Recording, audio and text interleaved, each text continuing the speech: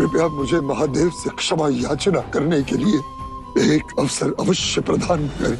महादेव से क्षमा मांगनी है तो किसने रोका है तुम्हें? जाओ, जाकर मांगो क्षमा।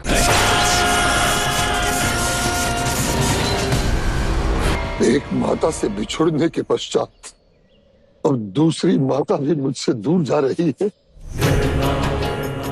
आपको संदेह हो रहा है ना माता कि असुर राज होकर मैं अपने असुरों को कैसे मार सकता हूं? इस समय यदि किसी ने उन दुष्टों का अंत किया है तो वो किसी असुर राज ने नहीं बल्कि आपके परिणाती ने किया है। अपने नाना और माताश्री से सभी कथाएं सुनी है मैंने। हे माते, असुर सुकेश जिन्हें आपने पाला, उनका वंशज होने के नाते मैं भी तो आपका अपना हुआ ना माता।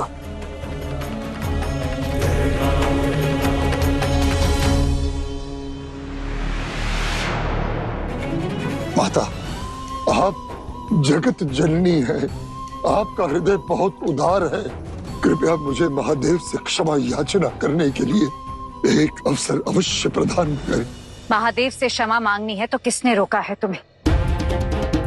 जाओ, जाकर मांगो क्षमा।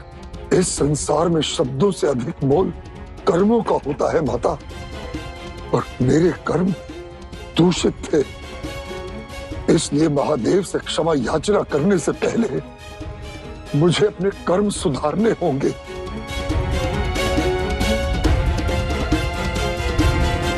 रावण,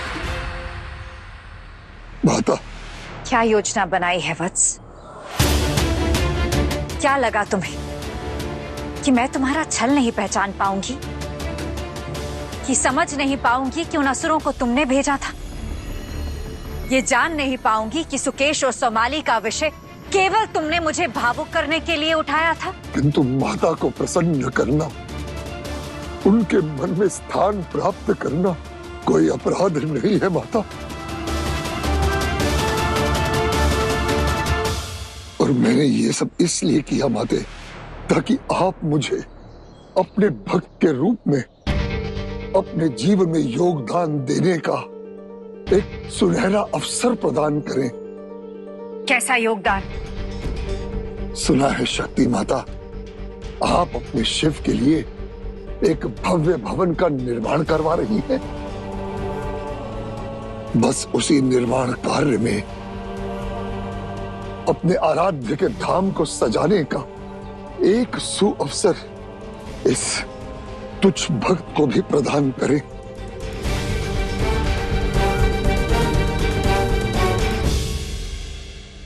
मैं अपनी हार स्वीकार करता हूं, किंतु मुझे इतना तो समझाइए, क्या कारण था आपके निर्णय का?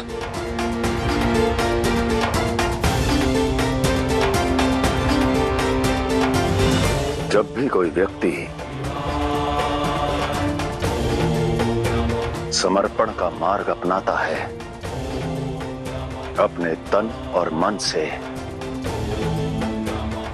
अपने आराध्य के चरणों में समर्पित हो जाता है, तब स्वयं ईश्वर उसके कर्म फल का दायित्व उठाते हैं। परंतु यदि आपका उद्देश्य केवल मुझे दंड देना होता तो मैं इसे सहर्ष स्वीकार लेता, परंतु आपका उद्देश्य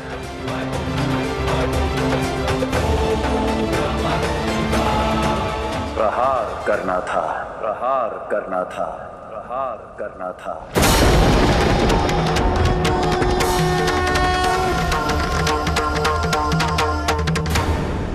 महादेव, आप त्रिकालदर्शी हैं, मैं नहीं, किंतु फिर भी मेरा मन कहता है कि भविष्य में हम दोनों पुनः आमने सामने खड़े होंगे और आप पुनः बिना परिणाम के विचार किए किसी भी भक्त को अवसर देने की बात कहेंगे। यदि मुझे कर्मफल की चिंता करनी होती तो ये कार्य मैं आपको क्यों सौंपता है?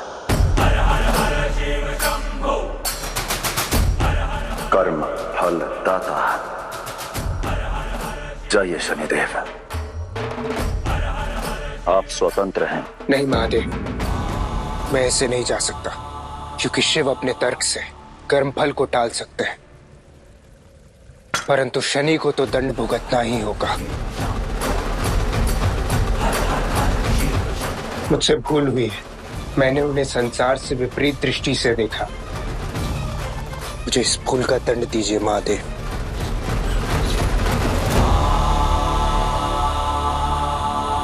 जिसने मेरा घर तोड़ने का प्रयास किया, मेरे परिवार को भिन्न करने की योजना बनाई, वो अब मेरे ही घर के निर्माण में योगदान देना चाहता है।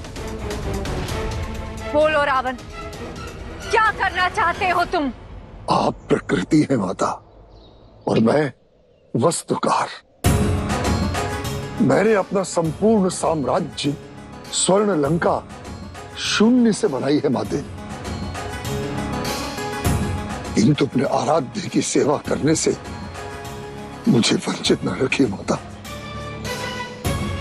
भक्त स्वर्ण महल में रहे तो फिर मैं अपने महादेव का घर स्वर्ण से निर्मित क्यों ना करूं? महादेव वैरागी है और मैं उनकी शक्ति। हमें स्वर्ण महल का लोभ देना चाहते हो? नहीं नहीं माता, वैराग्य और सादगी ये तो मन की उपज है, अपनी अपनी समझ है। आप ही बताइए माता, आप तो स्वयं आदि शक्ति हैं, किंतु आप अलंकार धारण नहीं करती, तो फिर घर स्वर्ण का बनाने से भीतर की सादगी कैसे नष्ट हो सकती है? कृपया यह अवसर मुझे प्रदान कीजिए माता, ताकि जब महादेव को ज्ञात हो कि आपके स्वप्न को साकार करने में मैंने भी हाथ बटाया है, तो कदाचित वो मुझे क्षमा कर देंगे। किसने कहा महादेव तुमसे रुष्ट हैं? यदि वो तुमसे रुष्ट होते तो उसी क्षण तुम्हें दंड दे देते। नहीं नहीं माता, महादेव है वो ना तो क्रोध दिखाएंगे और ना ही रुष्टता जताएंगे। किंतु मैं जानता हूं माता, महादेव ने मुझे क्षमा नहीं किया है।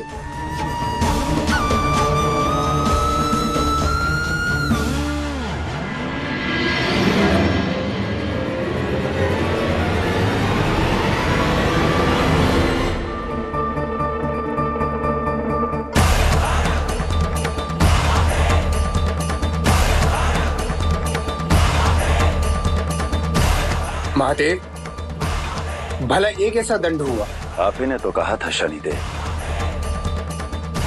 कि आपने इस संसार को मेरी दृष्टि से विपरीत देखा है, तो आपका गुरु होने के नाते मैं आप ही के दृष्टिकोण को पलटने का प्रयास कर रहा हूं।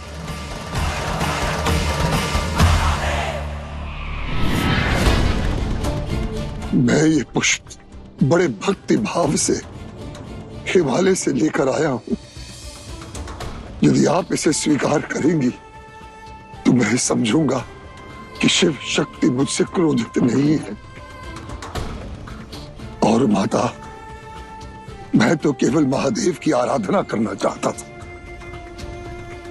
अपनी भक्ति के बदले वरदान प्राप्त करना चाहता था, किंतु कार्तिकेय कैलाश छोड़कर चला जाए, मेरा ये उद्देश्य कभी नहीं था माते, कभी नहीं था।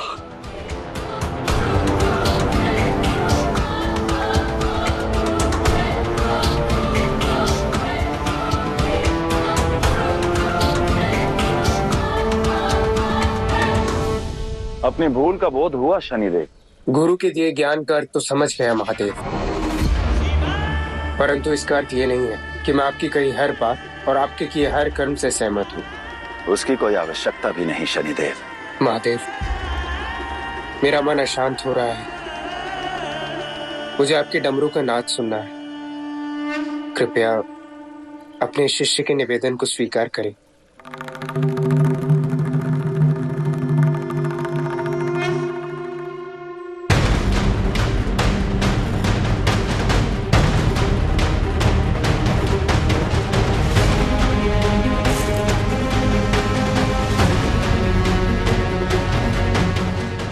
महादेव से बात करूंगी।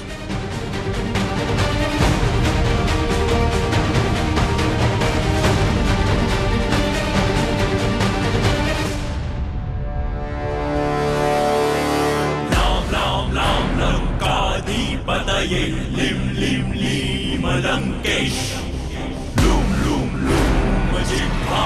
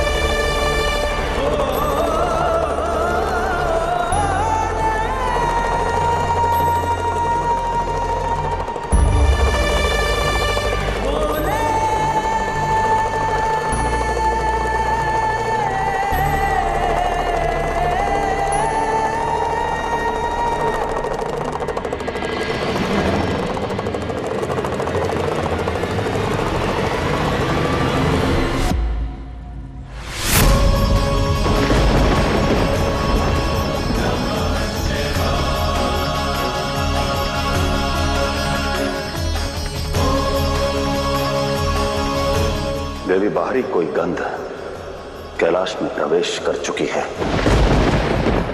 कोई तो है जो कैलाश में बदलाव का प्रयास कर रहा है और सफल भी हो रहा है।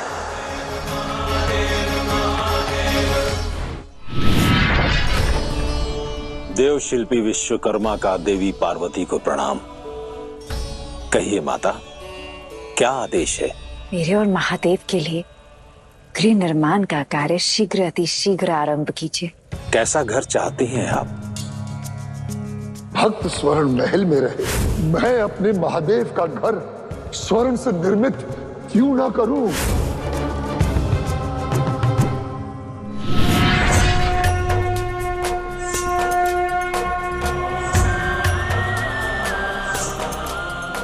ऐसा होगा शिव शक्ति का घर।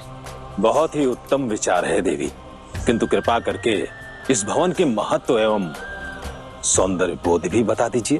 बाहर से स्वर्ण और भीतर से नैसर्गिकता दर्शाएगा। अवश्य देवी।